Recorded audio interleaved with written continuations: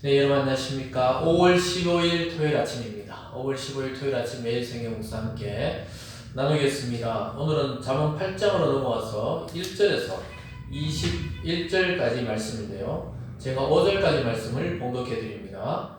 지혜가 부르지 아니하느냐, 명철이 소리 높이지 아니하느냐, 그가 길가의 높은 곳과 내거리에서 서며 성문격과 그 문 어기와 여러 출입하는 문에 불러 이르되, 사람들아 내가 너희를 부르며 내가 인자들에게 소리를 높이노라. 어리석은 자들아 너희는 명철할지니라. 미련한 자들아 너희는 마음이 밝을지니라. 아멘. 오늘 본문 전체적인 것을 중심으로 지혜가 우리를 부르는 소리, 지혜가 우리를 부르는 소리라는 제목으로 하나님의 말씀 증거하겠습니다. 오늘은 이 앞에서 우리가 쭉 살펴봤던 그 음녀와는 아주 대조적인 장면들을 보여주고 있습니다. 음녀는 허리는 말로 또는 영혼을 삼키는 유혹으로 또 치명적인 도구를 가지고 있는 그런 말들을 사용했다면, 오늘 지혜는 공개적인 장소에서 우리를 부르는 소리라고 이야기하고 있습니다. 여러분, 그래서 이 죄는 은밀한 곳에서 이루어지지만 하나님의 구원의 역사, 복음은 밝은 곳에서 대낮같이 부르짖고 비추고 있다고 이야기하고 있습니다. 그래서 오늘 세 파트로 나누어지는데요. 지혜의 초청에 대해서 나오고요. 그리고 6절부터 11절은 지혜가 진주보다 낫다 이렇게 이야기하고요. 마지막으로는 지혜는 실제적인 가치, 즉 우리 삶에 실제적으로도 하나님의 말씀은 유용하고 적용이 된다는 것을 두 가지 통해서 이 정치와 경제적인 그 영역을 통해서 우리에게 알려주고 있습니다. 오늘 첫 번째로 지혜의 초청에 대해서 나오고 있는데요. 공개적인 초청을 한다 이렇게 말하고 있습니다. 조금 전에 말씀드렸듯이 그 음녀는 모퉁이 또 깜깜한 곳, 어두운 곳에서 은밀하게 그 젊은이를 부르는 장면을 우리가 살펴본 적이 있었습니다. 그런 것처럼, 그러나 그와 반대적으로 아주 공개적이고 명확하게 지혜는 우리를 부른다 이렇게 말합니다. 1절에 보면요, 지혜가 부르지 아니하느냐, 명철이 소리를 높이지 아니하느냐. 그냥 부르는 정도가 아니고 소리를 높여서 부른다는 거예요. 누구든지 하나님의 말씀을 들을 수 있는 길은 열려져 있다는 것을 보게 됩니다.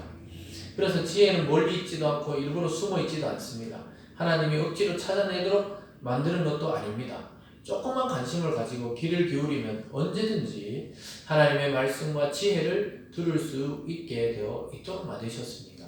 왜냐하면 하나님이 모든 사람들에게 하나님을 드러내시고 또 하나님의 뜻과 하나님의 동행과 또 하나님과 닮아가기를 원하시기 때문에 아주 공개적으로 말하고 있죠. 2절에서도 보면 그가 길가의 높은 곳과 내거리에 서며, 그러니까 다 사람들이 보일 수 있는 공간입니다. 높은 곳과 내거리 중앙에 딱 서면 다 보입니다.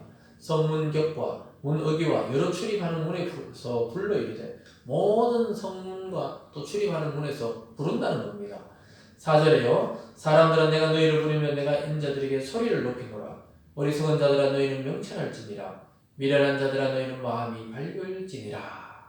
불러서 뭘 줍니까? 선물 같은 것을 줍니다. 그 선물이 뭐냐면은 명철을 주고 또 마음에 밝음을 주신다고 이야기하고 있습니다. 그 마음에 밝는다는 건 뭐죠? 마음이 어두우면은 이 선택을 못해요.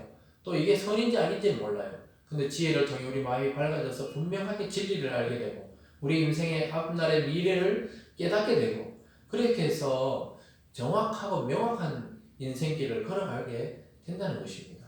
그래서 어리석은 자들 보고 명철하라고 이야기하고, 미련한 자들 보고 빨리 지혜를 듣고 마음이 밝아지라고 이야기하고 있습니다. 이것이 바로 지혜의 초청, 지혜가 우리를 계속해서 부르는 소리입니다.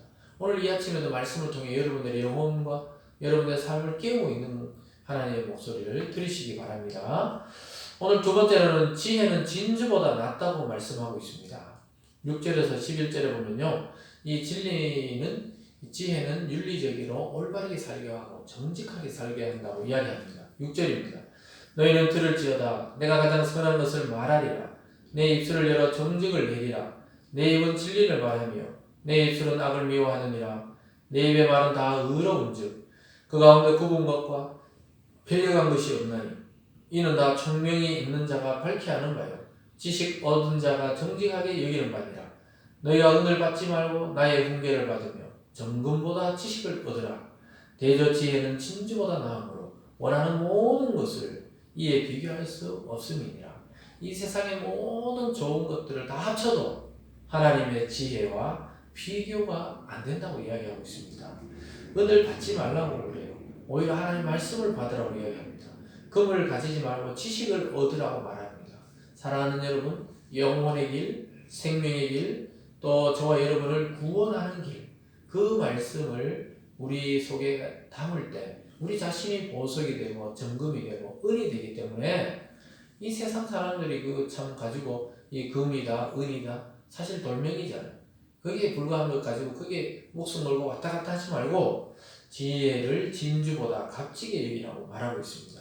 그렇게 될 때 우리는 정직의 길, 올바름의 길, 그 정의로운 길을 걷게 한다고 이야기하고 있습니다. 이 세상의 정치가 또는 사상이 정의와 공정을 부르짖지만 실제로 하나님의 말씀만큼 분명한 건 없어요. 하나님의 말씀은 그 지혜를 통해 선이 무엇이고 올바른 것이 무엇이고 정의를 알게 됩니다. 그리고 악하고 부정직하고 불의한 것은 절대 지혜가 될 수 없습니다. 지혜에는 불순물이 없습니다. 하나님의 지혜에는 99%가 없어요. 100% 완전한 진리고 그 진리대로 이루어지는 것입니다.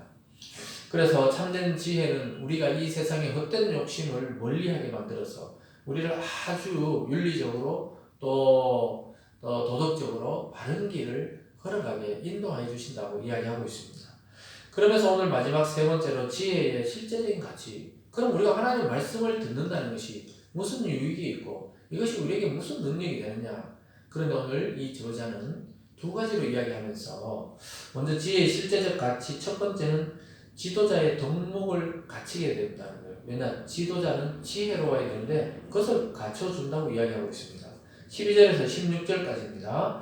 나 지혜는 명철로 주소를 삼으며 지식과 근신을 찾아 얻나니 여호와를 경외하는 것은 악을 미워하는 것이라. 나는 교만과 거만과 악한 행실과 비역한 입을 미워하느니라.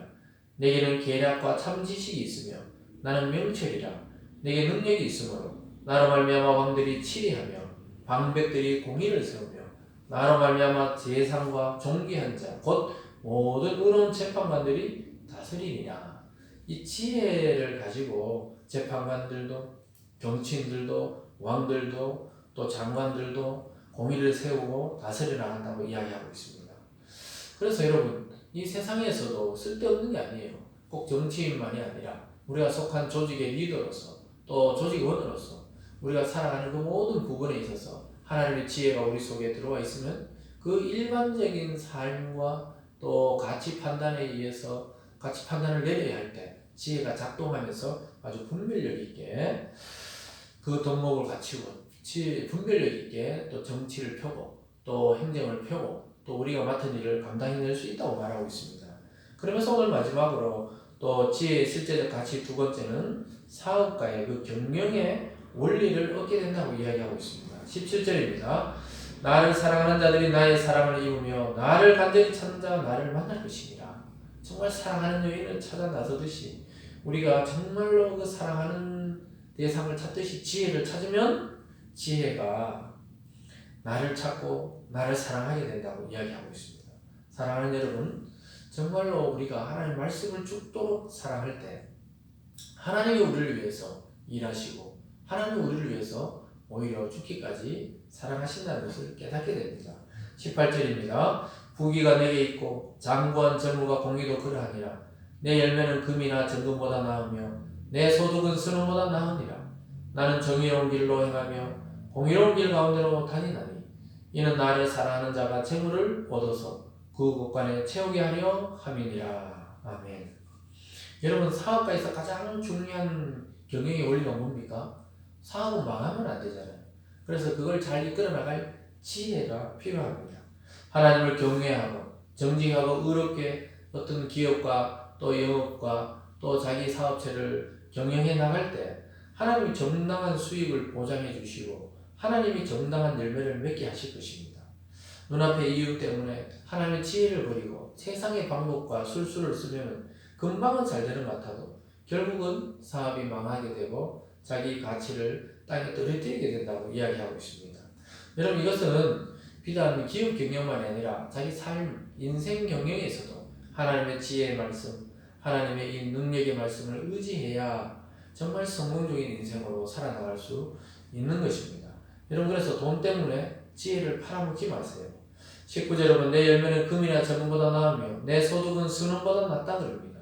금이나 정금, 이런 말로 돈보다 하나님의 지혜의 열매가 훨씬 낫다고 이야기하고 있습니다. 20절입니다. 나는 정의로운 길로 행하며 공의로운 길 가운데로 다니나니 이는 나를 사랑하는 자가 재물을 얻어서 그 곳간에 채우게 하려 함이니라. 지혜를 사랑하는 자가 이 세상의 풍요도 또 이 세상의 돈도 선한 부자로 만드셔서 하나님이 원하는 곳에 그 물질이 분배되도록 사용케 한다고 이야기하고 있습니다. 사랑하는 여러분, 지혜는 오늘도 여러분을 부르고 있습니다. 이 아침에도 저와 여러분을 깨우고 있고 이 말씀을 나의 것으로 여기라고 지금 전해주고 있습니다. 하나님의 지혜의 말씀은 선과 정의를 깨닫게 하고 실천하게 합니다. 그뿐만 아니라 정치와 경제, 사회, 이 실제적인 삶에도 우리에게 유익을 주고 우리에게 열매 맺게 하고 풍요를 가져다 준다고 말씀하고 있습니다.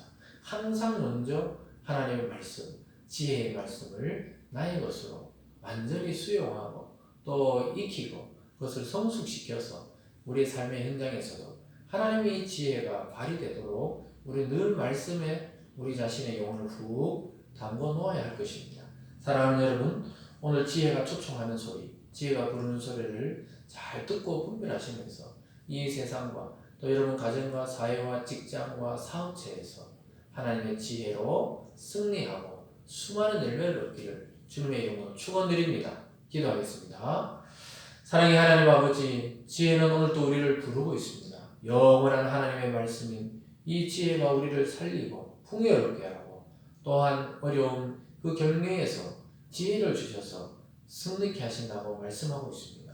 더 나아가서 우리 영혼과 육체의 이 인생의 경영을 하나님의 지혜에 맡겨서 가장 가치 있는 삶으로 이 세상을 살아나가는 우리 성도도 다 될 수 있도록 축복하여 주시옵소서. 감사드리며 예수님 이름으로 기도드리옵나이다. 아멘.